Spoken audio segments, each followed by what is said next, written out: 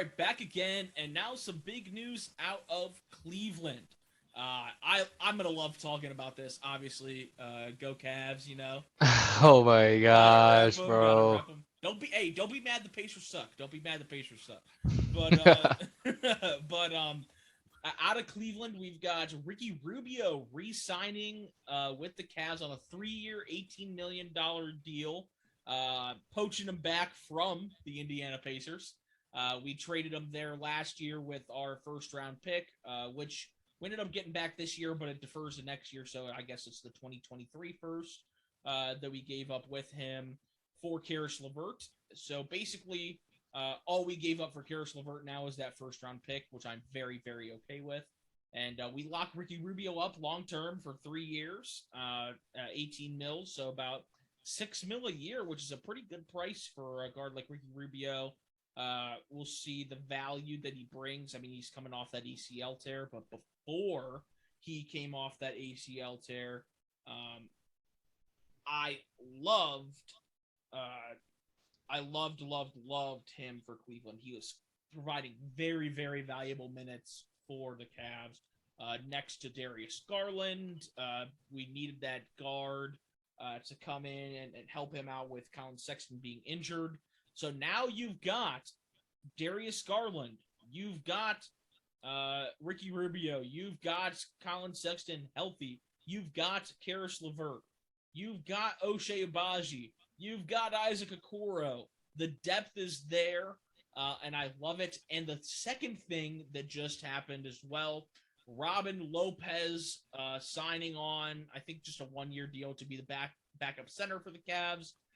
Love it, providing depth. He played with the Magic last year, put up 8.6 rebounds, something like that. I mean, not very stellar numbers, but he can provide you something off the bench and give some big men depth for a team that kind of needs it. So what are your thoughts, Alex?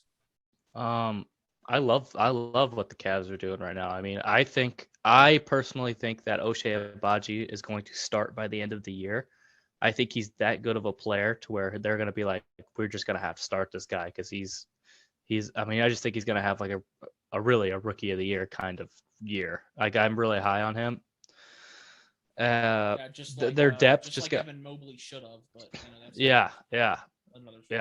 Yeah, just like Evan Mobley, they've got a really, really good young core there, and now adding Robin Lopez and then signing Ricky Rubio back, they've got this veteran presence that you really need coming off the bench, who's also going to give you 12 and 9 on any given night, and then Robin Lopez is going to come in and do the dirty work, kind of like how Andre Drummond does with Chicago, maybe to a little lesser degree because I think he's a little bit older, but nevertheless the same thing, right?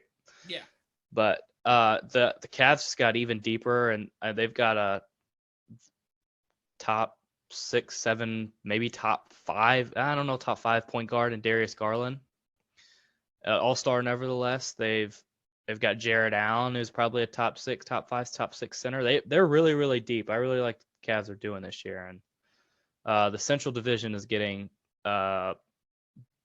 bigger and better, and Pacers need to make some moves because, I mean, I was gonna we just say talked about the the Bulls, the team. Pistons are getting really good. Now the Cavs, and then Milwaukee.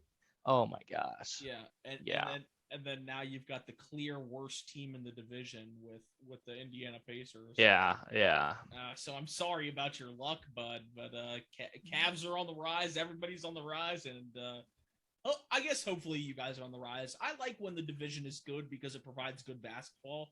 Because you have to right. play the teams in your division. What like something like 4 times a year. yeah. So I So mean you play 2 at one, you play 2 at home, 2 away for yeah. the one's the division. So I mean if you're looking at I think it's more than that. Is it? I think it's 6 games. Oh, I thought it was 4. I think it's 6 games. I think it's 4 in conference, and I don't know how the math works out because you got to play everybody twice regardless. Yeah, Um, I'd have to work on the math there. My math might be a little off. It might be 4-3-2. Uh, but yeah. I don't know. Either way, but Cavs making moves. Love to see it. I love to see it. So my second question for you, and I've kind of picked your brain about this a little bit, and we might have a little bit of a disagreement. Where are the Cavs in the East right now? Oof. Okay, well, let's go through. I'll name teams that I think are better than the Cleveland Cavaliers right now. The Milwaukee Bucks, the Chicago Bulls, and as of right now, see, I don't want to say the Brooklyn Nets because that's just it's a huge mystery right now. So excluding Brooklyn, the Boston Celtics. Okay. Who else was in the conference finals? Sixers. Oh, Miami, the Miami Heat. Miami and Sixers. And I'll put Miami, Sixers, and then I'll probably put the Cavs probably at that 6th spot right now. So just inside I'd say anywhere from 6 to 8. Maybe Atlanta now because they got DeJounte Murray. DeJounte Murray. Yeah. Yeah. So it's between them and Cleveland would be the 6th and 7th. Whoever isn't in the play-in is in the play-in for me in that situation. Yeah, and a lot of teams on the East are on the rise as well. Look, the Pistons got significantly better. I mean, obviously they're not in that conversation yet, but I think they're going to have a pretty decent year this year. But I agree with you. I'd have to wholeheartedly agree. Anywhere from 6 to 8 for me. I'd love to see them slip into the playoffs, maybe like a 5 or 6 seed, and secure that. Because let me tell you, it is hard to get in now. I mean, we in a normal playoff setting, we would have been in the playoffs this year if it weren't for the play-in. But injuries got us at the end of the season. Jared Allen was out. Evan Mobley was out for an extended period of time, and they were both out at the same time. And we went from being at one point the 3 seed and then we went all the way down and we ended at the 8th seed. And so it was kind of tough. And it hurt us a lot. We were a 3 to 4 seed team for the majority of the year, and we were playing phenomenal. DG had to sit out for a while at the end of the season, and then obviously Jared Allen, Evan Mobley, like I just talked about. So it's going to be interesting to see definitely how things shape up this year. I love the 6 to 8 seed prediction. I think that's probably my prediction as well. I'd love to see them higher, 4, 5, 6. Because I don't want to take the chance to play in. You know, we play Brooklyn in the first round and our first round of the play-in, we lose to them, and then we go and play Atlanta and we lose to them. And so it's tough.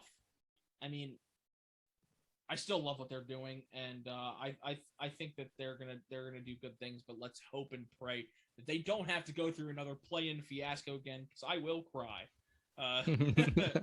All right, that wraps up us talking about the Cleveland Cavaliers for a little bit there. And any more news pops up, we're all caught up right now as of the time that we are filming.